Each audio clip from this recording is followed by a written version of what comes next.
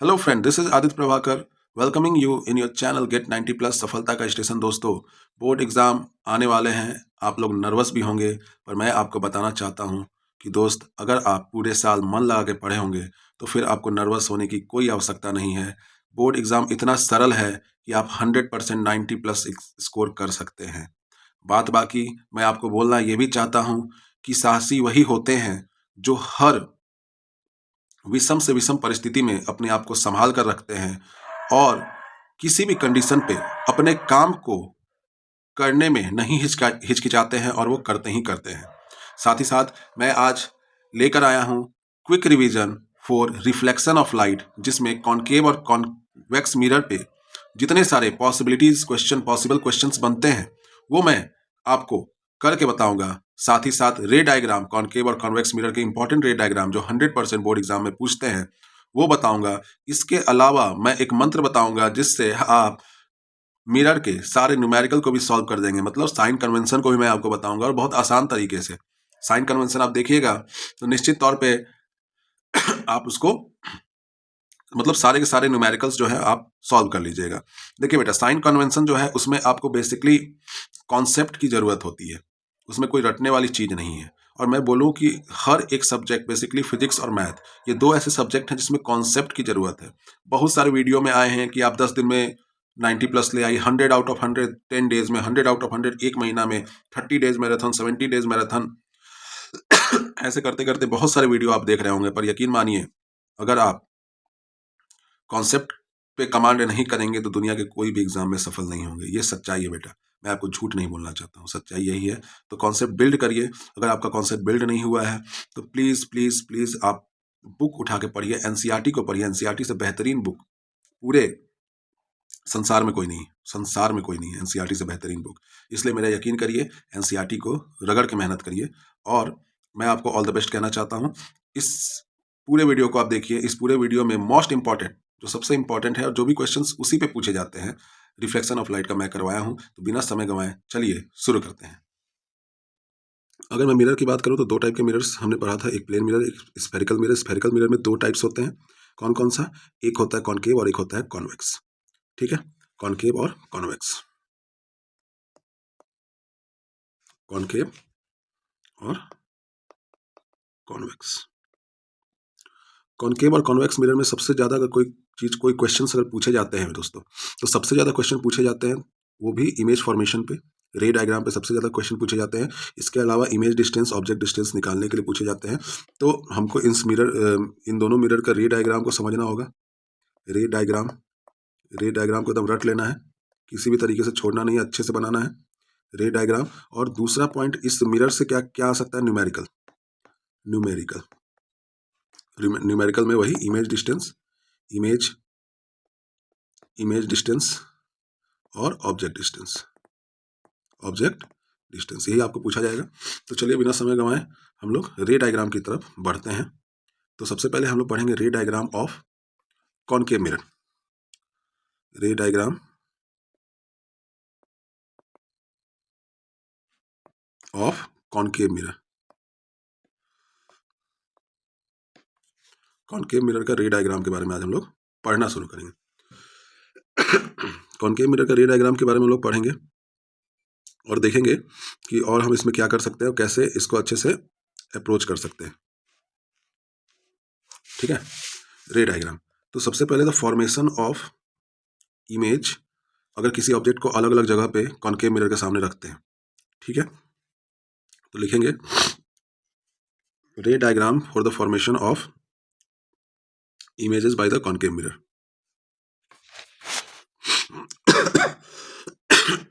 रे डायग्राम पहला है आपको बेटा,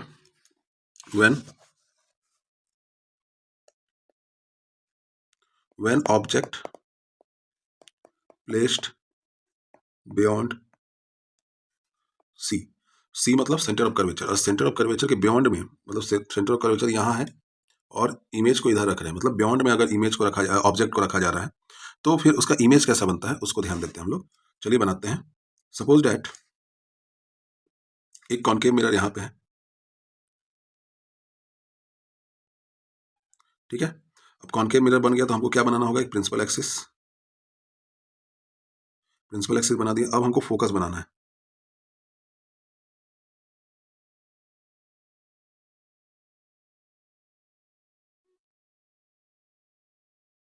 ठीक है, तो गड़बड़ हो गया। रे डायग्राम बनाएंगे, इसके बाद यहाँ पे प्रिंसिपल एक्सिस बनाएंगे। प्रिंसिपल एक्सिस के बाद हम लोग फोकस बनाएंगे बाबू।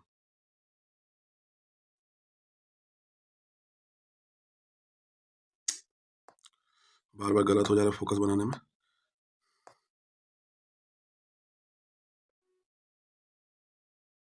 ये हुआ फोकस। ठीक है, अब ये हो जाएगा हमारा सेंटर ऑफ कर्वेचर। कोशिश करिएगा जितनी दूरी यहाँ से यहाँ तक की रहे उतनी ही दूरी सेंटर ऑफ कर्वेचर की भी रहे। तो मान के चलो सेंटर ऑफ कर्वेचर यहाँ हो गया।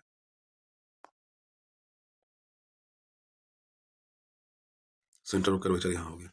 अब कोई ऑब्जेक्ट सी से, ये एफ है और ये सी है, और कोई ऑब्जेक्ट सी के इधर रखा हुआ है,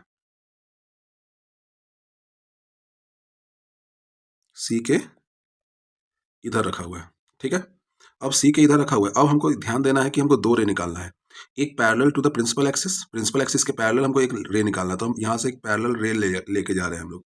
देखिए ध्यान से, और हमने पढ़ा था अगर कोई भी रे पैरेलल जाता है तो कॉन्केव मिरर में टकराने के बाद कहाँ जाएगा, फोकस से होकर निकलेगा, तो हम फोकस से होकर इसको निकालेंगे। ठीक है, और दूसरा इमेज को दूसरे इंसिडेंट रे को हम कहाँ से लेके जाएंगे, दूसरे इंसिडेंट रे को हम लोग फोकस से लेके जाएंगे। रट लेना है बेटा, रट लेना है, इसको आएगा ही आएगा एग्जाम में। ठीक है, ठीक है, यहाँ आ गया। अब हम यहाँ पे इसको डायग्राम बनाएंगे। ठीक है, तो यहाँ जो नीचे बना वो क्या हुआ, इमेज बना। तो देखिए हमने कहाँ रखा था ऑब्जेक्ट, बियॉन्ड सी पे। इमेज कहाँ बना, image formed between C and F. C और एफ के बीच में क्या बना, इमेज बना। दूसरा चीज, ये तो पहला हुआ। दूसरा इमेज, देखिए ऑब्जेक्ट थोड़ा सा, ऑब्जेक्ट का लेंथ बड़ा दिख रहा है, यहाँ पे ऑब्जेक्ट का लेंथ छोटा है, तो size of image is lesser than size of object. तीसरा, तीसरा क्या है, ये जो ऑब्जेक्ट है कहाँ है, नीचे है, प्रिंसिपल एक्सिस के नीचे है, तो ये क्या है, एक रियल एंड इन्वर्टेड इमेज। समझ गए बात को, जब ऑब्जेक्ट को सी के पास रखेंगे, सी से परे रखेंगे, यानी सी से दूरी पर रखेंगे, सी के बाद रखेंगे, तो इमेज कहाँ बनेगा, सी और एफ के बीच में पड़ेगा। ये है पहला केस। दूसरा केस देखिए, दूसरा case, if object placed between या placed at C, placed at C, अगर सी पे ऑब्जेक्ट को रखा गया है, तो चलिए हम बनाते हैं। ये हुआ एक कॉन्केव मिरर, और यहां से हम एक ये बना देंगे प्रिंसिपल एक्सिस, और यहां पे हम बना दिए फोकस, और यहां पे हम बना दिए सी। अब क्या है, इमेज कहां पे है, इमेज सी पे रख दिए हम लोग, इसको कहां पे रख दिए, सी पे रख दिए। तो हम हमेशा की तरह वैसे ही करेंगे जैसा करते आए हैं। सबसे पहले हम एक रे निकाल लेंगे यहां से, तो यहां टकराएगा और कहां से जाएगा, फोकस से होके जाएगा। ठीक है, दूसरा फोकस से होके निकालेंगे, तो वो कहां से होके जाएगा, parallel to the principal axis, और कहां पे बन रहा है, यहां पे इसे मिलाएंगे, तो कहां पे बन रहा है, सी पे बन रहा है। ये थोड़ा सा टेढ़ा हो गया।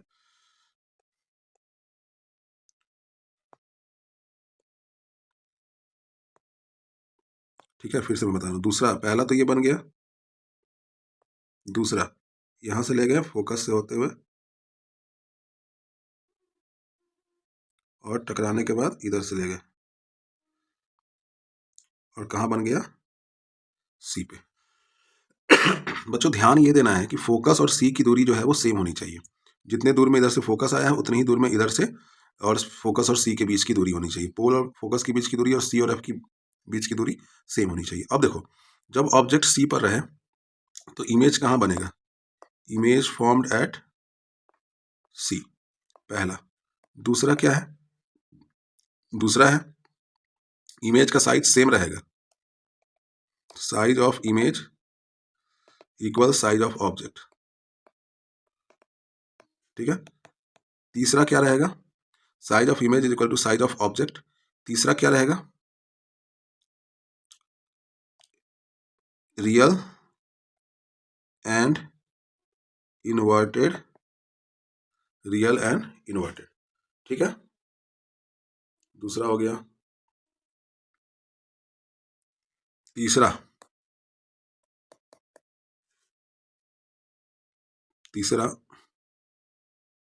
when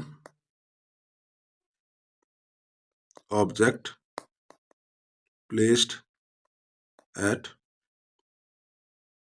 between C and F, अगर C और F के बीच में ऑब्जेक्ट रखा हो तो देखेंगे हम लोग, फिर से बनाएंगे हम लोग एक कॉनकेव मिरर। एक एक चीज की गहराई तक पहुंचना है बेटा, बिना कॉन्सेप्ट के तो आप एग्जाम को कुछ नहीं कर पाएंगे। लोग लाख बोल दें कि ये पढ़ के जाओ, वो पढ़ के जाओ, एग्जाम में टॉप कर जाएंगे, वैसा कुछ नहीं है। कॉन्सेप्ट इज अ की। जब तक आप कॉन्सेप्ट को नहीं समझिएगा, it is very difficult to crack the examination, ठीक है। तो कॉन्सेप्ट को समझना है। यहाँ पे सी और एफ, ये एफ है और ये सी है, और यहाँ पे हम कहीं ना कहीं इमेज को रख दिए हैं, मान के चलिए, ठीक है। अब यहाँ से हम पहले ही बताएं आपको, एक सीधे जाएगा तो कहाँ से होके जाएगा? फोकस से होके जाएगा, ठीक है। दूसरा अगर फोकस से होके जाता है तो टकराने के बाद कहाँ से होके जाएगा? इधर से होके जाएगा। कहाँ बन रहा है? देखिए यहां बन रहा है। अगर सी और एफ के बीच में ऑब्जेक्ट रहा तो इमेज कहां बनेगा? Image formed beyond C, beyond C, पहला। दूसरा, इमेज साइज जो है ग्रेटर हो जाएगा ऑब्जेक्ट साइज से। और तीसरा, ये रियल एंड इन्वर्टेड इमेज बनाएगा, ठीक है। चलिए तीसरा केस हो गया। चौथा case when object placed at F, जब ऑब्जेक्ट एफ पे हो। चलिए इसका डायग्राम बनाते हैं।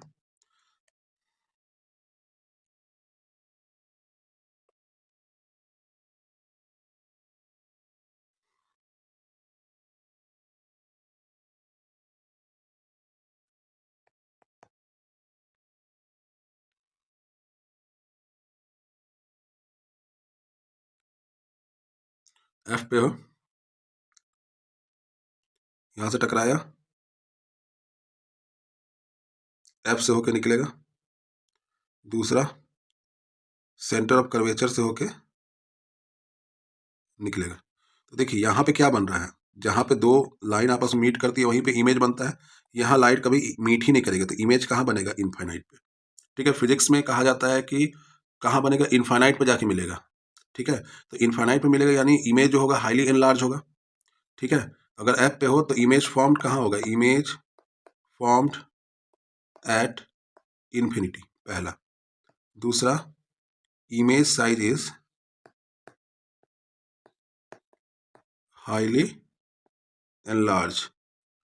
तीसरा बेटा ध्यान देने वाली बात है कि रियल एंड इन्वर्टेड इमेज बनाएगा, रियल एंड इन्वर्टेड इमेज आपको बना के वो देगा।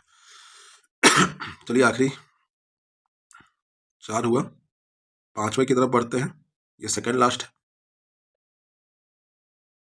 When object is between F and P, focus और पोल के बीच में जब ऑब्जेक्ट रहे, यह है कॉनकेव मिरर, ये प्रिंसिपल एक्सिस,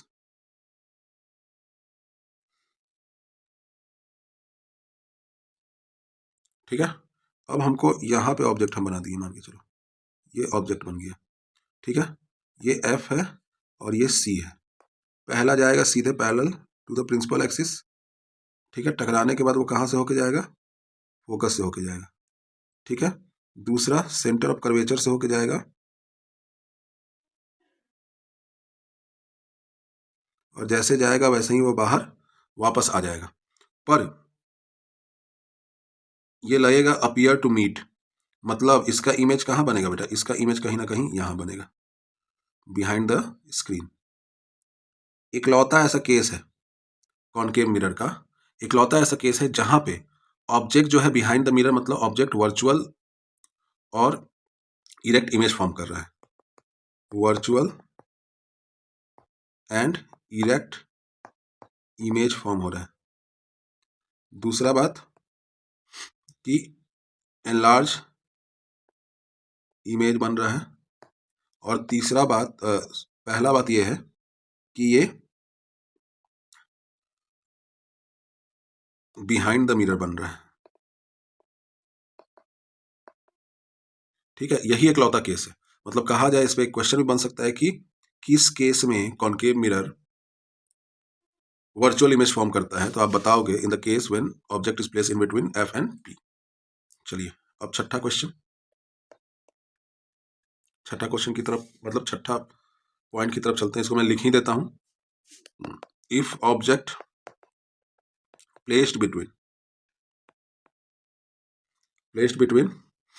या प्लेस्ड एट इन्फिनिटी, इन्फिनिटी पे है तो ऑब्जेक्ट कहां बनेगा, form at focus. Nature of image is real and inverted, real और इन्वर्टेड बनेगा। और साथ ही साथ हाईली डिमिनिश्ड, मतलब बहुत छोटा बनेगा। तो ये कुछ 5 केसेस है, आप एक बार फिर से देख लीजिए। मैं आपको रिपीट कर देता हूं। पहला केस, जब सी पे रहेगा तो इमेज कहाँ बनेगा, बिटवीन सी एंड एफ। अगर सी बियॉन्ड सी रहेगा तो बिटवीन सी एंड एफ। सी पे रहेगा तो इमेज भी सी पे बनेगा। ऑब्जेक्ट अगर सी और एफ के बीच होगा तो बियॉन्ड सी होगा। अब देखिए एक चीज,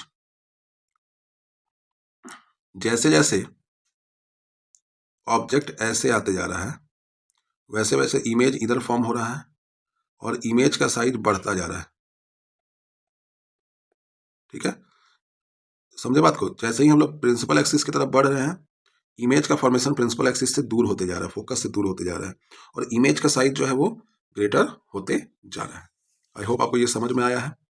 कॉन्वेक्स मिरर के केस में चलते हैं। कॉन्वेक्स मिरर रे डायग्राम,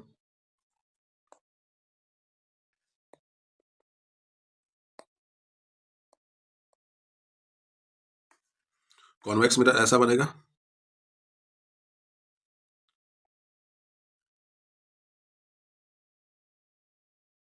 ठीक है। पहला तो अगर इन्फिनिटी पे ऑब्जेक्ट है, इन्फिनिटी पर ऑब्जेक्ट है, ठीक है, ठीक है। इन्फिनिटी पे बहुत दूरी पे ऑब्जेक्ट है तो उसका इमेज कहाँ बनेगा,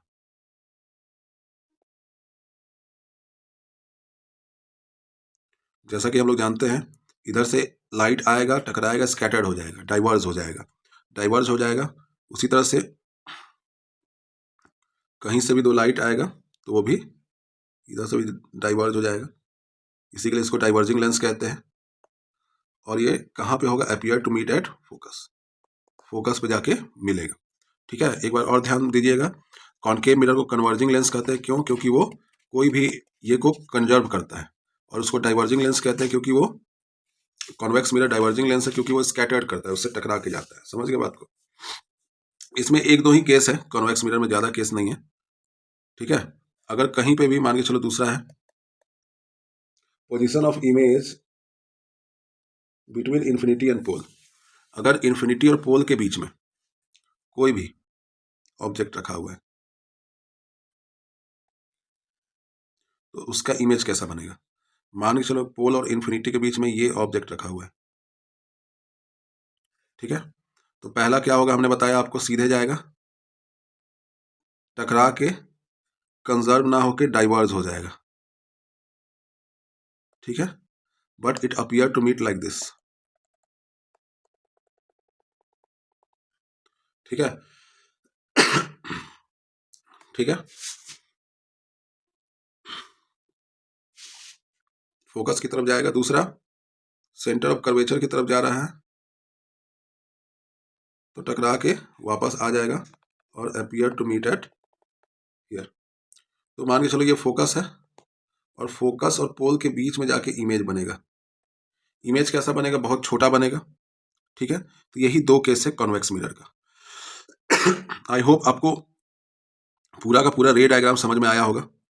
अब मैं आपको सबसे इंपॉर्टेंट न्यूमेरिकल की तरफ लेके चलता हूं, और न्यूमेरिकल बनाने के लिए सबसे इंपॉर्टेंट टॉपिक साइन कन्वेंशन आपको समझाने की कोशिश करता हूं। बहुत आसान है, अधिकतर बच्चे उसी में कंफ्यूज होते हैं कि v को नेगेटिव लें, कि u को नेगेटिव लें, कि f को नेगेटिव लें। है बहुत आसान, बस एक कॉन्सेप्ट को आपको समझने की देरी है, आपको मालूम चलेगा कि साइन कन्वेंशन वाकई बहुत आसान टॉपिक है।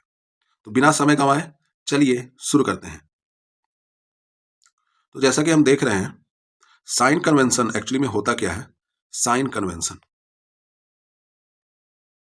साइन कन्वेंशन,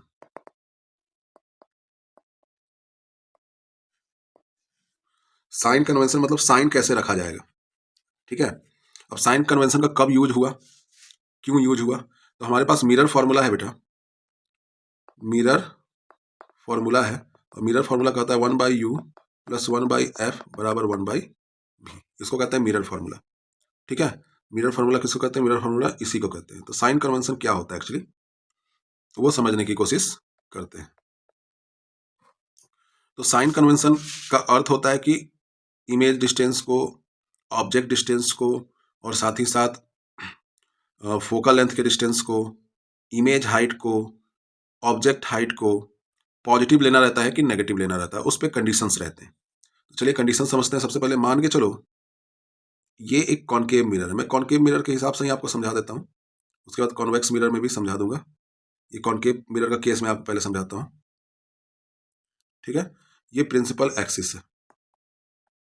सबसे पहले समझिए, प्रिंसिपल एक्सिस के ऊपर, प्रिंसिपल एक्सिस के ऊपर कोई भी ऑब्जेक्ट रखा हुआ हो तो उसका हाइट हमेशा पॉजिटिव कंसीडर किया जाता है। जैसे ये अगर ऑब्जेक्ट रखा गया है ऊपर, तो ये क्या हो जाएगा, ये हो जाएगा पॉजिटिव। अगर कहीं पर भी, कहीं पर भी नीचे रहा, कहीं पर भी ऑब्जेक्ट प्रिंसिपल एक्सिस के नीचे रहा, इमेज प्रिंसिपल एक्सिस के नीचे रहा, तो उसको, उसकी हाइट को क्या कहेंगे, नेगेटिव। अब ये बात हम डिस्टेंस की नहीं कर रहे, ये बात हम हाइट की कर रहे हैं, तो ये बात आपको ध्यान में रखना है, हम ये हाइट की बात कर रहे हैं। समझ गए बात को। अब देखिए, जो यहाँ पे u होता है ना, u हो जाता है object distance, object distance. Object distance को हमेशा u से मेजर करते हैं। अब देखो, ऑब्जेक्ट जहां से है वहां से इंसिडेंट रे निकलता है, तो मान के चलिए ये ऑब्जेक्ट है, तो यहां से हमारे पास क्या आएगा, incident ray, incident ray, incident ray आएगा, ठीक है। ऑब्जेक्ट के साथ इंसिडेंट रे आएगा, और ऑब्जेक्ट डिस्टेंस यानी u की वैल्यू क्या है, यहां से यहां तक की वैल्यू क्या है, u है, यहां से यहां तक की वैल्यू क्या है, u है, ठीक है। अब देखो, हमको हमेशा डिस्टेंस कहां से मेजर करना है, डिस्टेंस शुड बी मेजर कहां से, फ्रॉम पोल, पोल से डिस्टेंस को मेजर करते हैं। अब पोल से जब डिस्टेंस को मेजर कर रहे हैं, तो आप देख रहे हैं इधर साइड मिरर है, ऐसे मिरर है, और डिस्टेंस हम ऐसे मेजर करेंगे। समझ रहे बात को, मान के चलो ये मिरर है, डिस्टेंस को हम ऐसे मेजर करेंगे, ठीक है।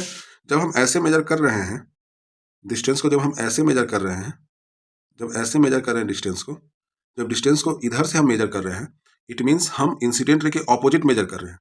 और इंसिडेंट रे के ऑपोजिट कोई भी डिस्टेंस को मेजर करते हैं तो उस डिस्टेंस को हम लोग नेगेटिव कंसीडर करते हैं। समझ गए बात को।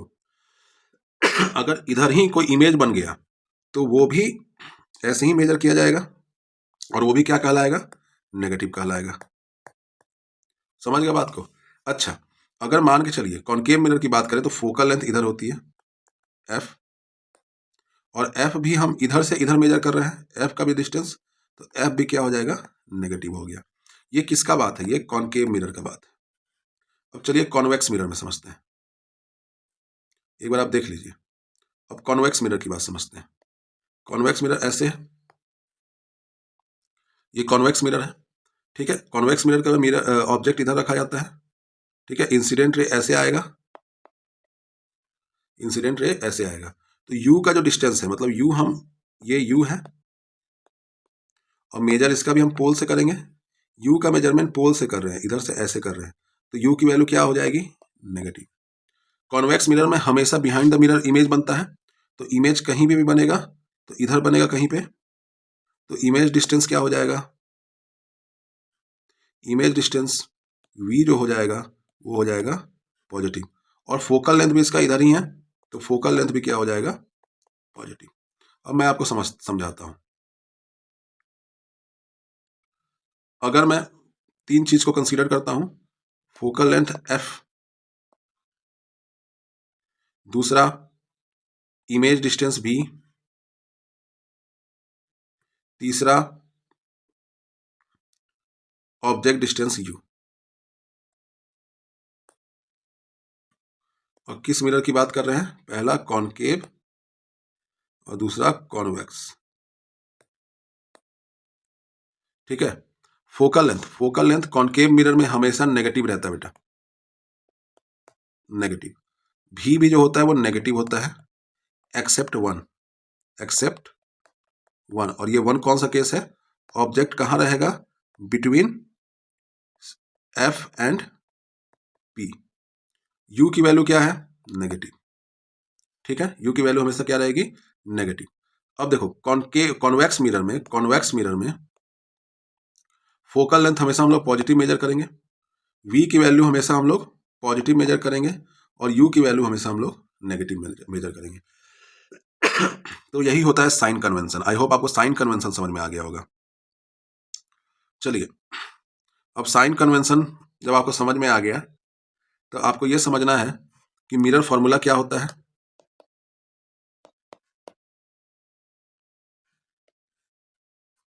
और मिरर फॉर्मूला पे बेस्ड कुछ क्वेश्चंस आपको करके मैं बताता हूं। मिरर फॉर्मूला कहता है 1/u प्लस 1/v बराबर 1/f। इसके अलावा मैग्निफिकेशन m बराबर -v/u। इसके अलावा मैग्निफिकेशन m बराबर hi अपॉन ho। hi क्या होगा? हाइट ऑफ इमेज बटा हाइट ऑफ ऑब्जेक्ट। देखो किसी किसी में h1 h2 लिखा होगा, मैं hi लिखता हूं डायरेक्ट, i मतलब इमेज, o मतलब ऑब्जेक्ट। इससे आपको क्लियरिटी मिलती है। समझ में आ गया? इस पर न्यूमेरिकल बहुत ही आसान है, बहुत ही आसान न्यूमेरिकल है जिसको, तो आपके स्क्रीन पे क्वेश्चन कुछ इस प्रकार है। A concave mirror whose radius of curvature is 40 centimetre placed 40 centimetre away from the object. ठीक है, यहाँ पे हमको ध्यान देने वाली बात है, क्वेश्चन को बार बार पढ़ेंगे बेटा, क्वेश्चन पढ़ने से ही आपको सॉल्यूशन क्लियर होगा। ठीक है, तो क्वेश्चन को हमको बार बार पढ़ना है, और पढ़ने के बाद उनको सॉल्व करने की कोशिश करनी है। तो कॉनकेव मिरर सबसे पहले क्या दिया है, यहाँ पे एक पॉइंट, ये कॉनकेव मिरर है। ठीक है, दूसरा पॉइंट क्या दिया है? रेडियस ऑफ कर्वेचर दिया है, रेडियस ऑफ कर्वेचर। ठीक है, तीसरा placed at 40 centimetre away from the object. कितने centimetre? Concave mirror of radius which is 40 centimetre, मतलब 40 सेंटीमीटर ऑब्जेक्ट से वो दूरी पर क्या रखा हुआ है? मिरर रखा हुआ है। The position of screen where a clear image of object is obtain, find the position of the screen. अब स्क्रीन का पोजीशन पूछ रहा है। अब स्क्रीन का पोजीशन मतलब क्या होता है? मतलब जहां पे इमेज बनेगा, मतलब इमेज डिस्टेंस पूछ रहा है। Where clear image is obtain, जहां पे बहुत क्लियर इमेज हमारे पास लौटेगा। ठीक है, बहुत क्लियर इमेज हमारे पास लौटेगा। चलिए, इसके अलावा find the height of the image, और हमको क्या क्या फाइंड आउट करना है? Height of the image if the height of object is 7 centimetre. Object का हाइट क्या दिया हुआ है? 7 सेंटीमीटर। तो बिना समय गंवाए इसको सॉल्व करते हैं। सबसे पहले जो पूछ रहा है उसके लिए जो फॉर्मूला यूज होता है उसको हमको लिखना पड़ेगा। तो फॉर्मूला हम सिंपल लिखेंगे, 1/u प्लस 1/v बराबर 1/f। हम इसको लिखेंगे, इसके अलावा अब इंफॉर्मेशन जो है उसको इसके अकॉर्डिंग लिखेंगे। यू मतलब इमेज डिस्टेंस, ठीक है। तो इमेज डिस्टेंस तो यहाँ पे नहीं दिया हुआ है, आप बोलिएगा, पर यहाँ पे देखिए कॉनकेव मिरर इमेज से 40 सेंटीमीटर दूर है, यानी इमेज डिस्टेंस की वैल्यू क्या है, 40 सेंटीमीटर। पर यहाँ पे ये हमको ध्यान देना है कि ये एक कॉनकेव मिरर है, और कॉनकेव मिरर में यू की वैल्यू हमेशा क्या होती है, नेगेटिव, इसलिए ये नेगेटिव 40 हो जाएगा। समझ में आ गया। दूसरी बात, रेडियस ऑफ कर्वेचर, ठीक है। अब फोकल लेंथ तो नहीं दिया हुआ है, बट यहाँ पे रेडियस ऑफ कर्वेचर दिया है। तो radius of curvature R is equal to R by 2 is equal to F होता है, ठीक है ना। रेडियस ऑफ कर्वेचर का आधा फोकल लेंथ होता है, which is equal to 40 upon 2 which is equal to 20 centimetre, जो कि एफ है। और एफ की वैल्यू 20 सेंटीमीटर है, पर एफ किसका है, कॉनकेव मिरर का, तो यहाँ पे -20 हो जाएगा, -20 हो जाएगा। हमको भी निकालना है। अब इसको यहाँ पे पुट कर देते हैं, तो 1/u के जगह पे 1 upon -40 plus 1/v is equal to 1 upon -20, ठीक है। v हमको निकालना है, तो इसको यहीं रहने देंगे, 1 अपॉन v 1 अपॉन v, ठीक है। 1 upon v is equal to 1 upon -20, ये माइनस है तो इधर आ जाएगा प्लस 1 अपॉन 40। अब स्टैंडर्ड फॉर्म में लिख दो, 1 अपॉन v बराबर -1 अपॉन 20 प्लस 1 अपॉन 40। 20 और 40 का एलसीएम जो होगा हमेशा 40 होगा। 1 upon b is equal to 40। अब देखो 22 या 40, तो यहाँ पे आ जाएगा -2 प्लस 1, तो 1 upon v is equal to -2 में 1 जुटेगा, यानी -1 अपॉन 40। तो v की वैल्यू क्या आ गई, -40, ठीक है, -40। तो इमेज डिस्टेंस क्या हो जाएगा, image distance is 40 centimetre in front of mirror. अब ये देखो v की वैल्यू नेगेटिव है, यानी मिरर के आगे ही बन रहा है, यानी एक रियल और इन्वर्टेड इमेज बनेगा। अब आगे का क्वेश्चन करते हैं। Find the height of image, the height of object is 7 centimetre. हमको हाइट ऑफ इमेज निकालना है, मतलब HI की वैल्यू निकालनी है। HO की वैल्यू क्या दी है, HO की वैल्यू दी है 7 सेंटीमीटर। HO की वैल्यू 7 सेंटीमीटर, तो हम HI की वैल्यू हम कहाँ से निकालेंगे, M से। M बराबर HI अपॉन HO। यहाँ पे देख रहे हैं, यहाँ पे दो अननोन है, एक M भी अननोन है और एक HO भी अननोन है। अब ये सॉरी HO बोल रहे हैं, HI भी अननोन है, तो दो अननोन में इक्वेशन तो सेट नहीं होता है। तो और क्या तरीका है, तो दूसरा फॉर्मूला है M बराबर -v/u। तो v की वैल्यू दी हुई है, माइनस में ब्रैकेट -40 बटा u की वैल्यू क्या है, u की वैल्यू दी है -40। Very good, -40। तो -40 कट जाएगा बाबू, तो हमारे पास क्या आएगा, -1। m की वैल्यू क्या आ गई, नेगेटिव। अब देखो m की वैल्यू जब नेगेटिव आ जाती है ना, कौन सा इमेज बनता है, बाबू रियल एंड इन्वर्टेड। पर हमको ये नहीं चाहिए, हमको चाहिए हाइट ऑफ इमेज। तो हम क्या करेंगे, पुटिंग द m का वैल्यू इन दिस, तो क्या करेंगे, -1 which is equal to HI upon 7। अब 7 इधर मल्टीप्लाई हुआ तो -7 बराबर HI बराबर -7 सेंटीमीटर। अब ये कहाँ बनेगा, -7, यानी प्रिंसिपल एक्सिस के नीचे बनेगा। तो ये है आपका आंसर। फ्रेंड, आई होप आपको हमारा वीडियो पसंद आया होगा। अगर आपको मेरा वीडियो पसंद है यार, तो प्लीज़ वीडियो को लाइक करें, चैनल को सब्सक्राइब करें और अपने नीडी दोस्तों तक जरूर से जरूर इस चैनल को, इस वीडियो को पहुंचाएं, ताकि उनका भी भला हो सके। बाकी मैं जाते जाते दो शब्द कहना चाहता हूं कि भाग कभी ना सोता है और देख आगे क्या होता है। आज भले तुम डाउन हो, पर आज से ही ठान लो कि मुझे जीवन में कुछ करना है, तो तुम्हें कोई नहीं रोक सकता बेटा, कोई नहीं रोक सकता है। भले 10th खराब चला जाए, 10th में तुम 60% लाओ, 10th में 50% लाओ, पर अगर आप ठान लीजिएगा कि 10th भले जैसा भी जाए, और जैसा भी क्या जाएगा, 1 महीना बाकी है ना, 1 महीना मेहनत करिए ना, क्या पता आप भाग ही चमक दे, आपका भाग ही चमक जाए। इसके अलावा आज के बाद जीवन में आप समझ जाइए कि बेटा हमको पढ़ना ही पढ़ना है। आपने जितनी मस्तियां की होंगी उतना तो आप समझ रहे होंगे कितनी परेशानियां होंगी, और आपको डर भी लग रहा होगा। इसलिए मैं बोल रहा हूँ, प्लीज रील को स्क्रॉल करना बंद करिए। अगर आपके पास भगवान गैजेट्स दिए हैं तो उसका यूटिलाइज कीजिए, ठीक है, और अच्छे से पढ़ाई करिए। ठीक है बेटा, मिलते हैं आपको नेक्स्ट वीडियो में कल। तब तक के लिए जय हिंद, जय भारत।